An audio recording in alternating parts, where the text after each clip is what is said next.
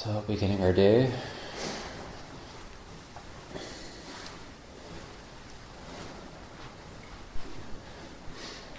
was thinking about the little rattlesnake that was in the garden, sunning itself on a rock in the last of the day yesterday.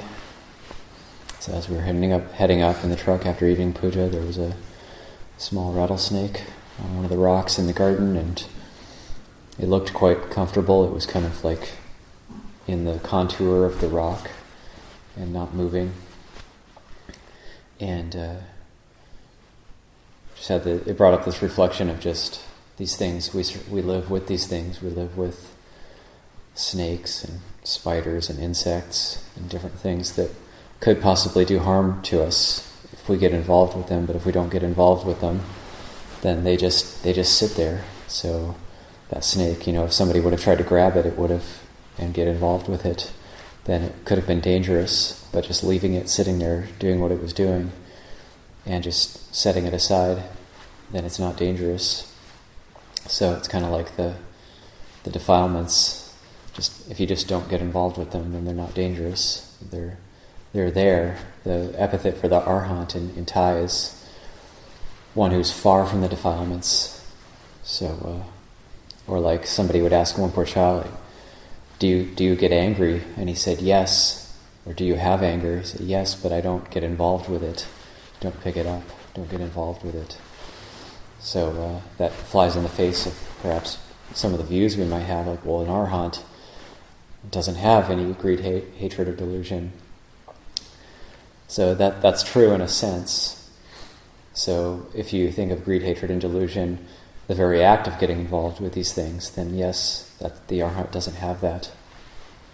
But in terms of the moods and emotions and the kama in the mind, then yes, there is greed and anger and fear, but one doesn't get involved with it.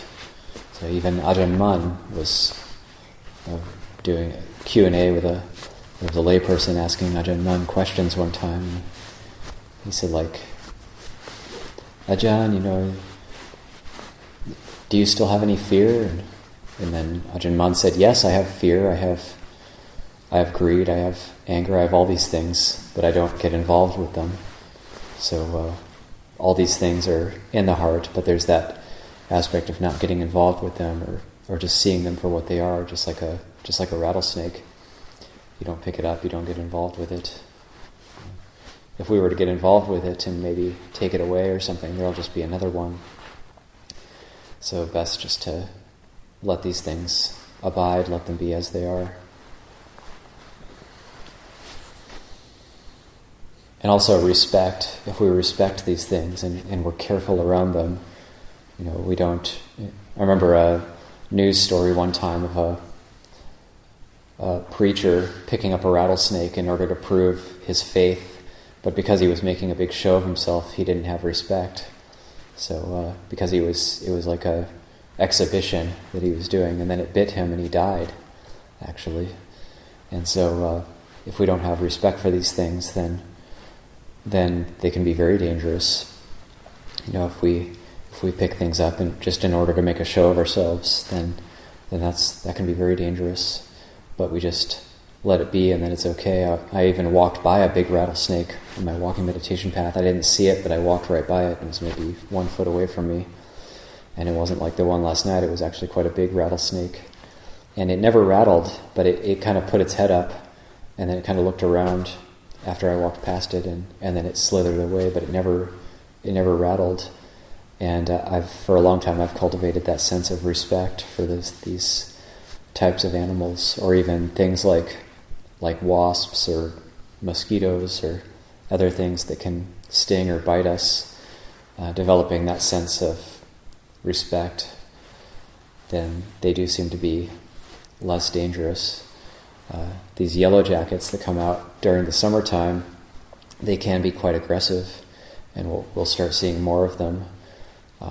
And we do these 2-week solitary retreats during the Vasa period, and I would tend to eat up at my kuti during this time, and then the yellow jackets, once they know I'm eating there every day, they'll buzz around the bowl and look for bits that they can they like to eat meat, so they'll look for bits of meat that they can pick off of the food from the bowl. And they also get very thirsty during the hot part of during the summertime. So just putting out like a little plate of water that the yellow jackets can drink from, and they seem much more docile if there's just that respect for them, and not like getting afraid of them or batting them away aggressively. That's then they seem to become more aggressive if I'm to do that. But if it's just very calm and they kind of buzz around you and you have a little bit of water for them, and they do seem much more calm. So there's a couple of reflections for today.